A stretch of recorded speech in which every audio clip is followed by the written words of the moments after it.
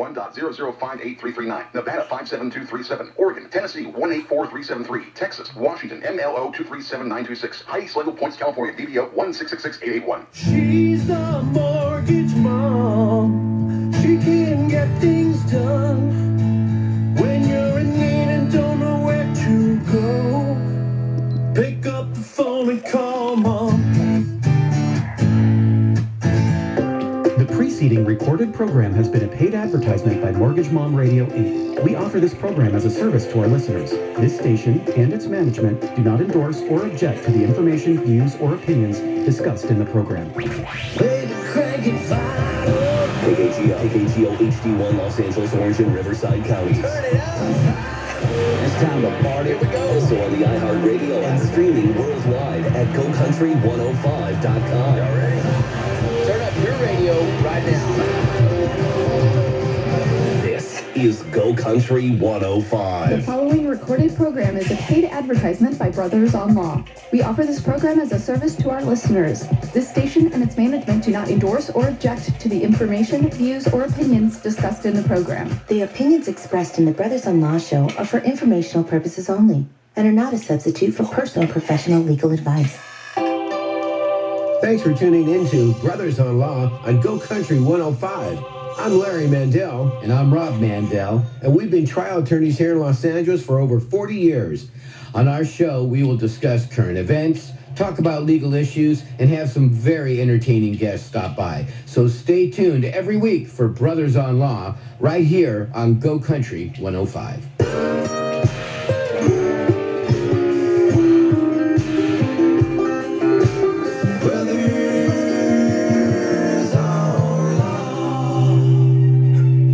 We are so happy to be back with a special show for all of you Go Country listeners.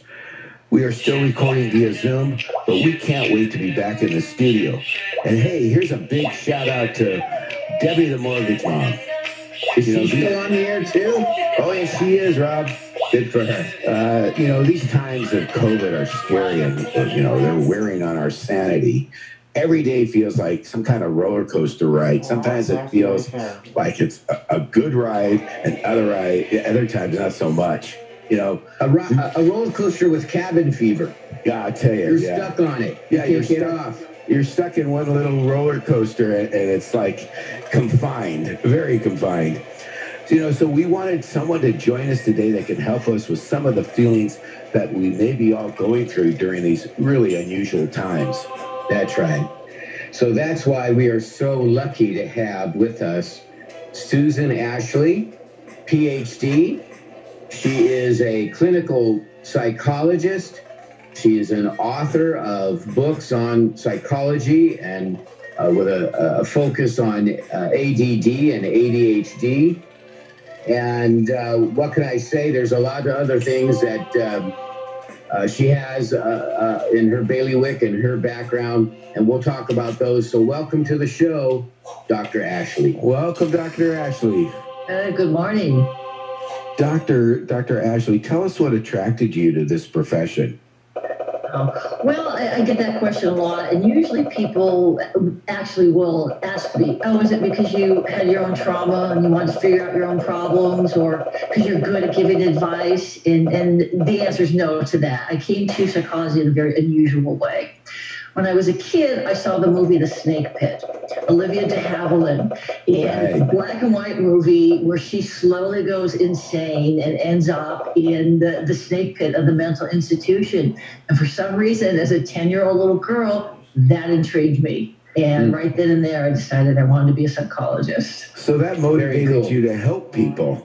Yes, of course. Out of the snake pit. I remember that movie, and it was quite frightful for a kid. Yeah. I saw it when I was a young kid too. Nightmares. So let's talk about this right up front. We have millions upon millions of people locked away in their homes right now, barely able to get out. The trails are closed. The parks are closed. The beaches are closed. Your barbershop is closed. And people are, this is a new thing for everybody. I mean, this is unprecedented. Yeah, so, people are getting antsy, very antsy now, protesters. Well, yeah. I mean, you see that. So what do you have some advice for us in just kind of approaching what's going on and in our minds and, you know, our frustrations and whatnot? Well, I think the first thing I'd like to say is that I think every one of us is anxious. I doubt there's going to be a person on the planet that's not feeling anxious, that's not feeling sad, worried. And just to remind ourselves, this is a normal reaction to a very abnormal situation. It's unprecedented that any of us have ever done anything like this before. So, you know, if you'd like me to talk about a couple coping tools, I'm happy. Yes, please do, Doctor. Okay. Coping tools. Coping tools. I need those. We all need them. Every one of us needs them. And I think that I kind of have three categories that I'd like to chat about. And number one is exercise. There's a ton of research that just talks about how great exercise is for people. Not only does it give you that endorphin boost that we all need, it turns the mind off. It stops us from thinking about all our worries and our troubles. And if we can focus on running or biking or downward dog, whatever it is that we're doing, it's a little mini break. And we need that mini break. We need to step away from hearing about COVID all the time. Yeah. So as much exercise as you can do. And luckily we've got YouTube and all kinds of apps to help motivate us. Sure. The other thing is to help people build their toolbox. There's some great tools that are skill building, using skills in the moment you're feeling anxious, you're feeling upset. And things such as grounding, visualization, deep breathing techniques, meditation. These are skills, these are actually actions that I suggest people do. And how do you do them? YouTube has free videos. There's all kinds of apps that will teach people how to do these skills and how to turn to them in that very minute that they're feeling anxious. It's a crazy thing, isn't it, that relaxation tools are not necessarily innate. You have to kind of learn some of this stuff in our stress-ridden world, right? Yes, yeah. And we're not a society focused on relaxation. We're focused on productivity and go, go, go.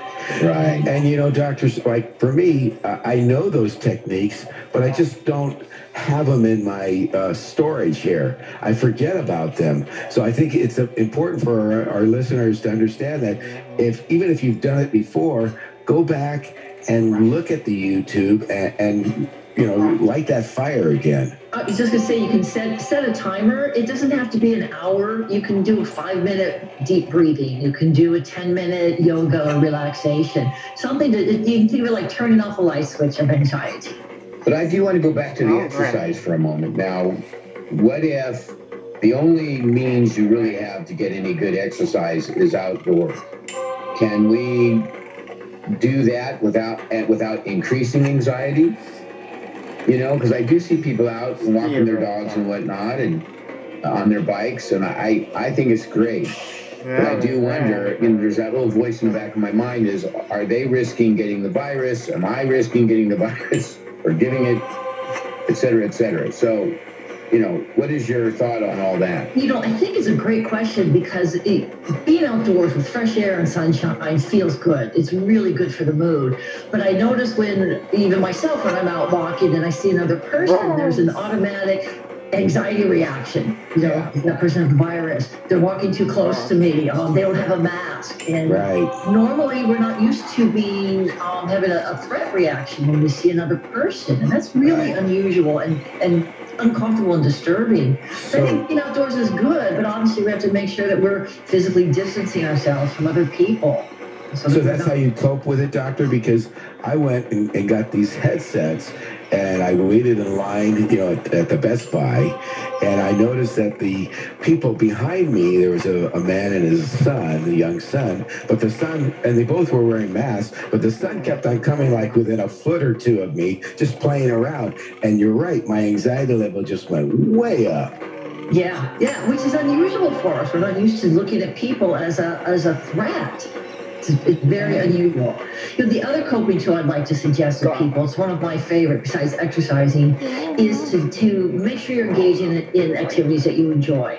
anything that you enjoy, whatever it is. So that, again, you're turning off a light switch of anxiety, you're turning off the news, you are seeking purposeful pleasure. For me, I've got two hobbies I can do indoors while I'm staying at home, which is cake decorating. I love to decorate cakes, and photography.